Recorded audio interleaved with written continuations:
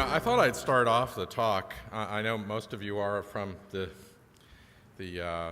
West Coast here, although maybe we did have some travelers from all over the world. I know there's a good friend of mine from Paris here and elsewhere.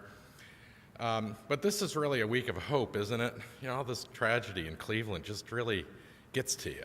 One of the kids, they showed a little picture of one of the kids, looked just like my daughter. As a father, it's just terrific to have an outcome like that. So I'm just grateful for, that people, lived the life that they do and did the right thing in helping these girls escape. So, week of hope, I like that.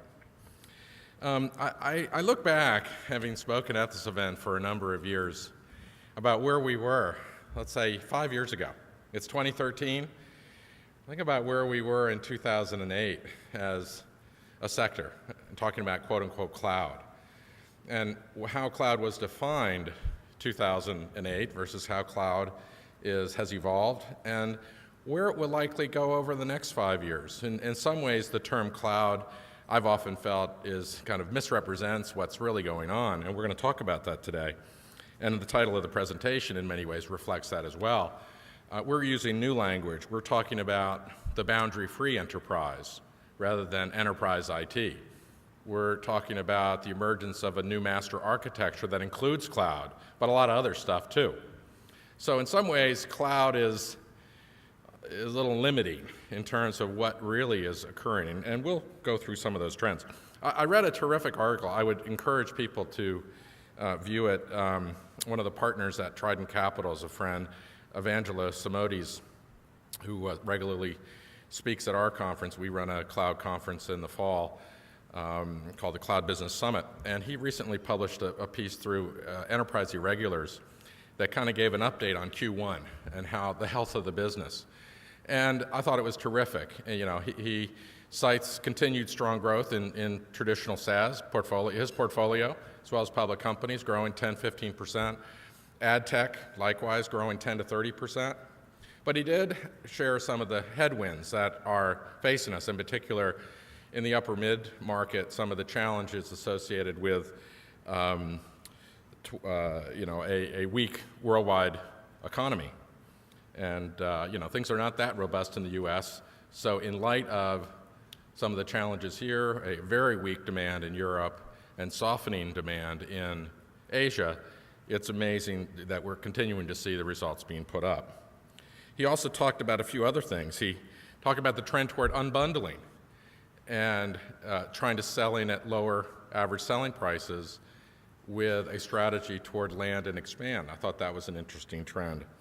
And he also talked about the trend, which we're seeing in our research as well, that social is actually having a harder time really getting traction, and how many of the players who had been pushing it as a messaging strategy have backed off, including Salesforce and others. So let's get into the meat of our presentation today. I'm going to talk about a few key trends. I'm going to talk about the boundary-free enterprise. I'm going to share with everybody some recent survey data that we have conducted. We just closed the survey about 10 days ago, our spring 2013 cloud demand survey. And then I'm going to share with you where we kind of see some of the trends going as it relates to the changing ISV business model and what it takes to be successful. So the first trend, and can you guys see this at all, or is that text too small? Maybe I'll read it just to make sure everybody can see it. While the emergence of the boundary-free enterprise and elements of the new master architecture, cloud, mobile, social, analytics are becoming clear. So it's not just about cloud. It's about all of these technologies, including integration that is helping to tie cloud to cloud and cloud to on-prem. Nobody knows for sure what the cloud will look like. Things are changing so rapidly. As one of the CIOs at our conference said, listen, I can't look out 6 months and really know where this thing is going. It's moving so rapidly, and we agree with that. We can kind of postulate where we think things are going, but it is moving very, very rapidly. However, there is universal agreement about how it must perform, and performance accountability and transparency will increasingly become essential, as well as direct access to performance data for analytical purposes. I'll talk about that a little bit later.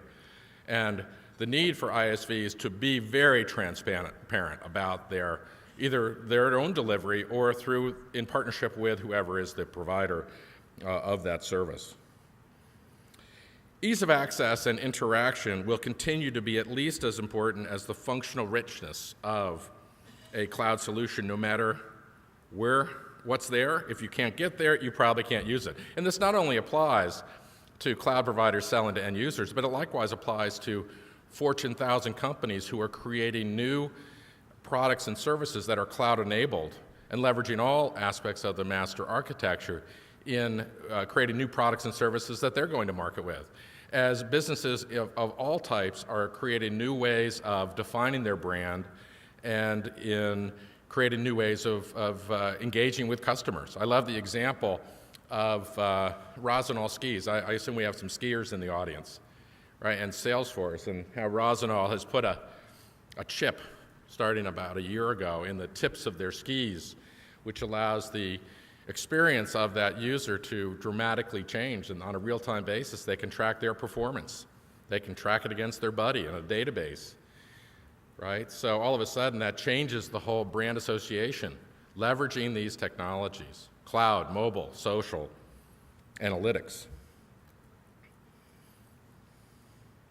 Longer term, the more easily interoperable a solution is with other cloud solutions, the more desirable that it is. Synergy raises the business value of any given set of cloud functionality. A couple key points there. One is, it's still all about integration and making through open APIs and a variety of different both data integration capabilities as well as process integration. And the key is around partnerships, right, and delivering a full solution. That is the secret to success. Channel reach and strength will continue to increase. Clearly, this is subject to the segments that you're in. But we've heard some just amazing stories of companies that have really cracked the code, not only with innovative new domestic U.S. partners and channel relationships, but internationally as well. I just had a call last week with Adaptive Planning. I don't know if they're here. I know they'll be a little bit later in the conference. But 50% of their customers are now outside of North America. 50%, and they do not have a direct presence. There's 1,600 customers. 800 of those are outside of North America, representing about a third of revenue. That's an amazing, amazing statistic. However, if you want to have a strong channel, you have to nurture it. And I think these are lessons learned. I look at my friend Colleen in the audience. She's a great nurturer of the channel and her relationships with customers. I think it's really important not only to nurture those customer relationships, but those channel relationships. And it takes investment, real hard dollar investments of people and in the programs that you put together. And lastly, I know this is a time-worn statement, but I think it's absolutely true. Line of business users will assume an increasing, if not accelerating, role in enterprise purchases over the next 5 years, as IT's role is redefined in terms of facilitation and platform management. However, I will say at the same time that IT now gets it for the most part, in particular in mid-size and large enterprise environments. And we're increasingly seeing, in particular, that IT is looking to become a champion of the cloud. So in some ways, in particular, for segments that have been a little bit slower, I think finance in particular, think of IT as an ally, as a potential ally, rather than as an inhibitor to deal activity, as they can bring the cloud innovation to many organizations, whereas in the past, 2, 3, 4 years ago, they very well may have held up a deal. Think of them as a champion in some cases. Okay, so what do we mean by the boundary-free enterprise? So we're really unshackling what enterprise IT is all about. We're opening up IT to not only focus on back office process automation and front office internal process automation, but we are enabling mobile workers, we're creating relationships with partners, we're defining new ways of engaging with customers. Here we've kind of rethought how we would express the various elements of the boundary-free enterprise: cloud infrastructure, cloud business solutions, mobile, social, analytics, integration, traditional data assets, whether it be on-prem or housed in a cloud environment. So I think the key point, as noted at the top of the slide, is the cloud is one of many technologies that are framing the boundary-free enterprise, with the most significant new value being created at the intersections of cloud, mobile, social, and analytics. And I've got some interesting data to help reinforce that point. Here we have 3 examples of those intersections. So mobile plus cloud infrastructure and traditional data, delivering on-prem data to your boundary-free mobile users, leveraging Informatica or Boomi plus AirWatch or Mobile Iron. Another example, so it's at the intersection that we're seeing the most interesting value being created. Here's an example of social and mobile and cloud business solutions, connecting teams, leveraging knowledge workers, Salesforce, Boomi, Yammer. I'm just giving a few examples. There's a lot more, obviously. Or analytics, integration, and cloud business solutions, enabling monetization of metrics for line of business users, Pentaho, IBM Pure Systems, et cetera. Let's get into some of the fact-based research that we recently delivered. This was a global study, 220 completes. Fairly significant Asian distribution, probably 22% of the sample is Asian, 45% North America, and the rest in Europe, 35%. So the blue bars represent on-prem, and to the question, for the following years, my company's preference for deploying new business software will be. So in 2013, 68% said it would still be on-prem. But look how quickly those blue bars descend over the time horizon, 2015, 2017. Likewise, the red bars the answer would be hybrid cloud. We don't define what hybrid cloud is. It means many things to many people, as we all know. With the green bar being, and we didn't define this either, pure cloud. What's interesting is, in fact, comparing it to we asked the same question a year ago, and rather than 3 data points being 2013, 15, and 17, the 3 data points were 12, 14, and 16. And very similar curve. We call this the humpback or the camelback chart, with the red representing the hump of the camel. As we move through this transitory phase, and we do view it as a transitory phase of hybrid-oriented architectures. What's interesting in comparing the 2012 data is that, we haven't made as much progress between 2012 and 2013 as it relates to really beginning the shift that was anticipated a year ago. However, if you look at the curves out a couple years, they're almost identical by the time we get to 2017. So the 2 SPPs, or strategic planning positions, are through 2017, hybrid cloud becomes the enterprise platform of choice, a transitional platform, however, en route to a future dominated by public clouds. And by 2017, 75% or more of new, so we're not saying the entire portfolio, of new investment IT spend will be cloud-based or hybrid. Here's a new question that we asked, which relates to, I'll just read the question. What describes the current state of your cloud adoption today, and how will it change by 2015? And we provided 6 choices, from, we're not doing anything, to we just have a few isolated standalone cloud instances, to aggressively adopting cloud, to evenly split 50-50, it's cloud today and on-prem, to mostly cloud-based and all-in. And 2 data points, 2013 and 2015. And it's clear if you choose only the last 3 options, we've grown from around 20% in 2013, or at least 50% cloud-based in this data, to 57% of the companies forecast that at least 50% of their applications would be cloud-based. Now, I take everything with a grain of salt, but that's a big move. That means that we haven't even started to really see the big move yet, if even a significant portion of this move actually occurs. Very, very big numbers. Here is a chart looking at application demand by specific horizontal business function. And I think that the key is that, as has been the case for several years now, customer service, CRM, collaboration continue to lead demand. However, what I think is most important, without me going through all of the categories here, is that virtually all of these different domains reach a very significant penetration through the planning horizon, greater than 50%.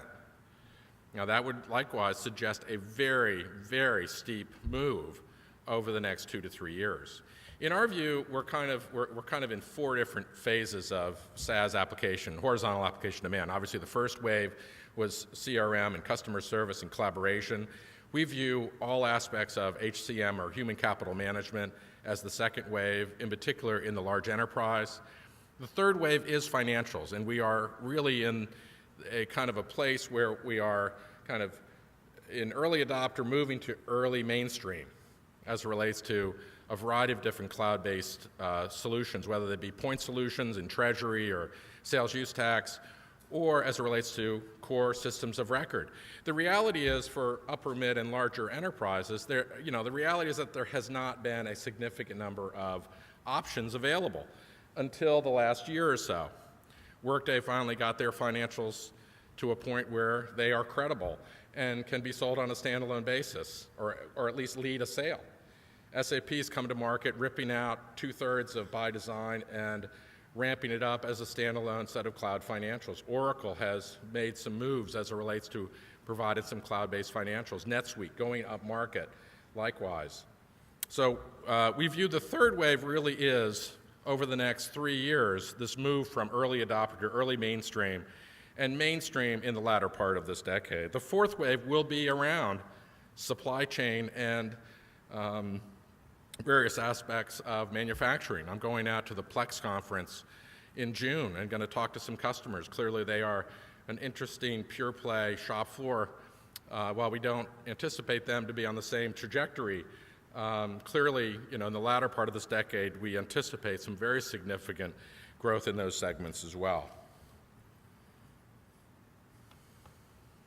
To the point I raised earlier, that it's not just about the cloud, we asked the following question. For each category, please select the technology that would add the most value at a higher level. Client management systems, finance systems, enterprise marketing systems, HCM, ERP, procurement, and governance.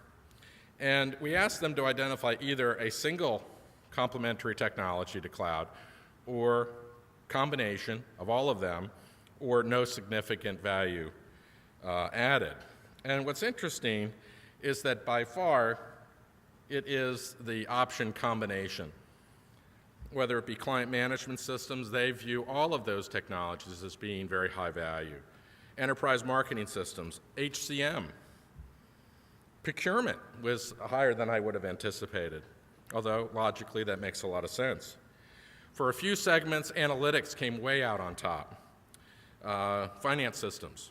Clearly, social and mobile had less perceived value, and that is very consistent with some deep dive interviews that we've done lately, as well as ERP analytics, very strong. With governance, identified as kind of evenly split in some of these, but a big chunk of it is no significant value added. As such, we forecast that today's cloud buyers are overwhelmingly identifying unique value associated with analytics across all of them, or in combination with all of them, with social in some ways losing a little bit of steam and mobile becoming table stakes. We also asked a series of questions that are answered either agree, strongly agree, disagree, strongly disagree. And I think it's interesting to go through some of the responses. The most important long-term benefit of cloud are greater business flexibility and agility versus cost. That's a good, it's not just about cost. 61% of the respondents said that. Well, let's look at last year. Last year was a little higher, it was 65%. So actually we're losing a little ground there. The risk of cloud provider lock-in is an important business and technology concern at my company. Well, that's growing. Last year was 56%. It's now 60%. These are warning signs, in my opinion. We need to be careful in terms of how we manage, from a provider perspective, the messaging and the service delivery. We prefer to purchase best-of-breed solutions and integrate them opportunistically rather than is through a package. It's 50-50. A lot of people still like to do their own best-of-breed and integrate, while the trend increasingly, in particular around core systems of record, is toward solution packs. Our organization currently lacks the skills to effectively exploit the cloud. We didn't ask some of these questions last year. 50% of companies said that they really could not exploit the cloud effectively today, especially in certain areas like analytics. Bring your own device, BYOD, policies and practices improve my ability to compete. I thought that was a pretty high number at 45%. Cloud business solutions have met or exceeded our value expectations. Last year was 37. It's grown to 45. That's good. But the fact that it's still less than 50%, I think, is likewise another warning sign. Cloud is costing more than we anticipated. A very simple, agree or disagree statement. Last year was 32. This is a warning sign. That's grown to 41%. We need to really be careful as we move into this sweet spot period that we are managing expectations appropriately and delivering appropriately. Let's shift gears and talk a little bit about several waves of SaaS evolution. We're doing quite a bit of work with some earlier stage ISVs, or ISVs earlier in their transition to the cloud. And we have a thing we call the Wave 1, standalone SaaS. Many of them are still just figuring out how to get up and running, what their go-to-market strategy is, billing, pricing. Many of those issues go away once you solve them.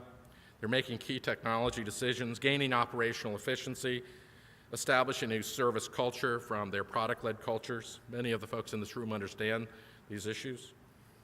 And they understand and become expert at recurring revenue and business metrics. Many ISVs and pure play cloud players really move on to the next wave, which is all about integration, cloud to cloud and cloud to on-prem. Establishing a broader ecosystem, as key to success in the cloud is around partnering. APIs, connector kits, and partnering is critical for success, to succeed in the cloud.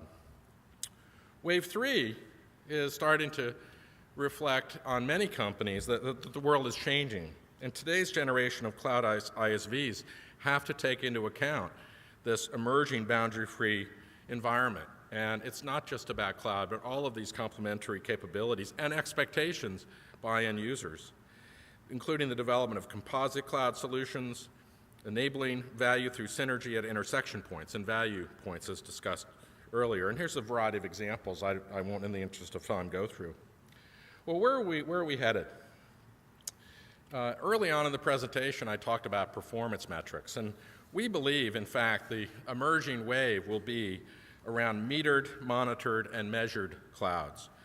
Composite solutions, cloud, mobile, social, analytics, and integration that span virtual clouds at internet scale and speed, fully leveraging all the elements of the boundary-free enterprise.